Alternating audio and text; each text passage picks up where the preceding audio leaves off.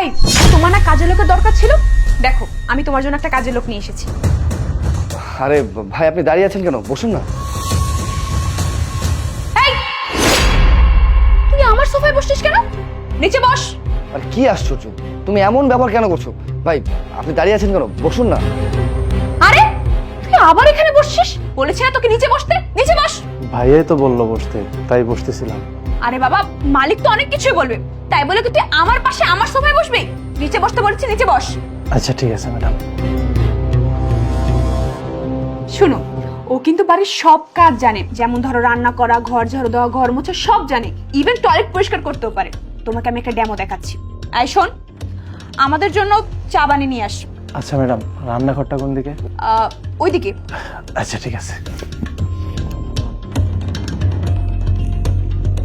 আরে কি আশ্চর্য, তুমি ওর সাথে এমন ব্যবহার কেন করছিলে? আরে বাবা, তুমি এত বেশি বুঝো না তো। কার সাথে কি ব্যবহার করতে হয় এটা আমি খুব ভালো করেই জানি। ওদের মতন ফকিনীর ছোট লোক ভিখারিদের সাথে না এমন ব্যবহারটাই করতে হয়, তাহলে তো ওরা মাথায় উঠে যাবে। আর এমন ব্যবহার করে ওদের দিয়ে ঘরের সব কাজ করে নিব। তারপরেও একজন মানুষের সাথে এই ধরনের ব্যবহার করা তোমার মোটেও উচিত হচ্ছে না।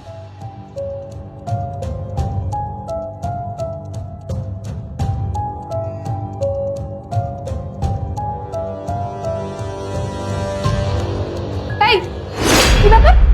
তোকে তো আমি বলেছি আমাদের জন্য চা বানাতে, তুই আরেক কাপ চা কার পারমিশন নিয়ে বানিয়েছিস? বাবা, এত রিয়েক্ট কেন করছো? বানিয়েছে তো কি হয়েছে? ভাই, আপনি খান না, কোনো সমস্যা নেই, খান। এই, তোর সাহস তো কম না?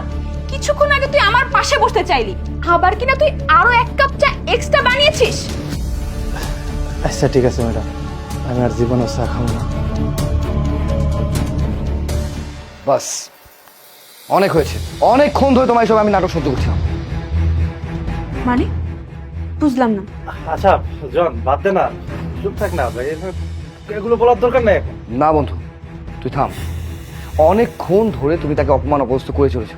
আর একজন মানুষের সাথে কেউ কি এই ধরনের ব্যবহার করে নাকি? হ্যাঁ, কি পেয়েছো তুমি? আর কি ভাবো নিজেকে? হ্যাঁ, আচ্ছা জন, বাদ দে না, এগুলো এখন বলার দরকার নাই, চুপ থাক না। বাড়ির মালিককে আবার তার নাম ধরে ডাকছিস? I said shut up. আর একটা কথা বলবে না। আমি তখন থেকে দেখছি যে তুমি তাকে ছোট করে কথা বলছো। কেন? একজন মানুষের সাথে কিভাবে ব্যবহার করতে সেটা তুমি শিখোনি, নাকি তোমার পরিবার তোমাকে শিক্ষা দেয়নি? কোনটা? আমি তখন থেকে তোমাকে বলেই চলেছি যে এরকম ব্যবহার করো না, বাট তুমি আমার কোনো কথাই শুনছো না। সমস্যা কি তোমার? হ্যাঁ, তুমি জানো ওকে? বন্ধু, আমার মনে হয় না যে আমি আর পড়াশোনাটা কন্টিনিউ করতে পারবো রে। আরে বন্ধু, এগুলো কি বলছিস? তুই তুই পড়াশোনা করবি না মানে? আমি বন্ধু আছি কেন? তুই বিপদে পড়েছিস, আমি সাহায্য করব। তুই তো খুব ভালো মতোই জানিস আমাদের ফ্যামিলির কন্ডিশনটা কি। আব্বা মারা গিয়েছে প্রায় 1 বছর হয়ে গেল। তারপরে বোনের পড়াশোনা, মা অসুস্থ হয়ে রয়েছে। এখন সবকিছু মিলিয়ে আমি যদি এভাবে পড়াশোনাটা কন্টিনিউ করে যাই, তাহলে খরচটা আমি চালাতে পারবো না। আর তাছাড়া সংসারের যে অবস্থা, এই অবস্থায় যদি আমি পড়াশোনা কন্টিনিউ করি, তাই সবকিছু বিবেচনা করে আমার মনে হচ্ছে না যে আমি পড়াশোনাটা কন্টিনিউ করতে পারবো। নো প্রবলেম, দাঁড়া আমি তোকে টাকা দিচ্ছি। এই যে নে, এখানে 1 লক্ষ টাকা আছে, এটা রাখ। এতগুলো টাকা তোর কাছে? কিন্তু এটা না তোর ভাইয়ের অফিস? আরে প্যারা নিস না, আমার ভাইয়ের অফিস তো কি হয়েছে? ভাইয়ের অফিস মানে তো আমার অফিস। এখানে ভাইয়া কিছু বলবে না, আর কিছু বললে আমি বুঝিয়ে বলবো, সমস্যা নেই। বন্ধু, তুই যে আমার কত বড় একটা উপকার করেছিস তুই নিজেও জানিস না। আসলে এই সময় এই টাকাটা আমার খুবই দরকার ছিল। আমার মনে হচ্ছে যে আমি এখন পড়াশোনাটা আবার কন্টিনিউ করতে পারবো। অনেক অনেক ধন্যবাদ বন্ধু তোকে। এই, যদি বন্ধু বলিস তাহলে ধন্যবাদ দিবি না, ঠিক আছে? আচ্ছা বন্ধু, ঠিক আছে। আজকে আজকে যে আমি এই পর্যায়ে দাঁড়িয়ে আছি, সবকিছুর মূলে হচ্ছে আমার বন্ধু। আজকে ও যদি না থাকতো আমার কোনো কিছুই হতো না। আর তুমি তখন থেকে তাকে ছোট করে কথা বলছো, তাকে অপমান করছো, অপদস্থ করছো কেন? আরে ভাই, একটা মানুষের সুসময় থাকে, দুঃখের সময় থাকে, তাই বলে সে আমাদের বাসায় কাজের লোক হিসেবে এসেছে। তার মানে এই নয় যে তুমি তার সাথে এরকম রাফ বিহেভ করবে। একটা মানুষ যখন বিপদে পড়ে, তখন সে না অনেকটা ছোট, অনেক নিচে চলে আসে। তখন সে কি ধরনের কাজ করছে, কিভাবে কাজ করছে, সেটা ম্যাটার করে না।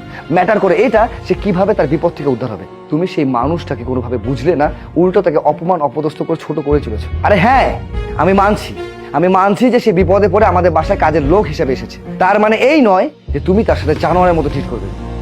যাই হোক বন্ধু, আমি তো কোনো কিছুই বুঝতে পারছি না। তুই তো ওয়েল স্টাবলিশ ছিলি, তোর কাছে টাকা পয়সা, অর্থ সম্পদ সবকিছুই ছিল, তারপরও তোর এই অবস্থা কেন, কিভাবে? আচ্ছা বন্ধু, তুই তো জানোস আমি আর আমার ভাই একসাথে থাকতাম। আমার ভাই হঠাৎ করে রোড অ্যাক্সিডেন্টে মারা গেল। তারপরে ভাবি একদিন আমাকে এসে বলে জায়গা জমি বাড়ি গাড়ি নাকি সব তার নামে লেখা। তারপরে ভাবি আমাকে ঘাড় ধাক্কা দিয়ে বের করে দিয়েছে। আসলে আমি আমি কোনো প্রতি উত্তর করতে পারিনি বন্ধু। তাই বলে বন্ধু তোর সাথে এত কিছু হয়ে গেছে, একটাবার বন্ধু হিসেবে তুই তো আমাকে বলতে পারতি। আর তাছাড়া তুই আমার বিপদের সময় আমার পাশে দাঁড়িয়েছিলি, আমাকে হেল্প করেছিলি, যার কারণে আজকে আমি এই পর্যায়ে দাঁড়িয়ে আছি। তুই একটাবার জন্য ভাবলি না যে আমার বন্ধুকে কথা বলা উচিত?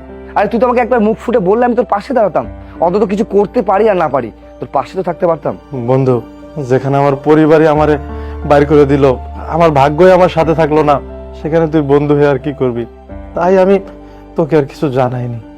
ভাইয়া আই এম সরি ভাইয়া, আসলে এতক্ষণ আমি সবটা না জেনেই আপনার সাথে অনেক খারাপ ব্যবহার করে ফেলেছি। আমার আপনার সাথে এমন ব্যবহার করাটা উচিত হয়নি। সরি ভাইয়া। না না বোন, আমি কিছু মনে করিনি। আমরা গরিব মানুষ, আমাদের কিছু মনে করলে চলবে? আমি সত্যি কিছু মনে করিনি। আচ্ছা বসুন। বসুন।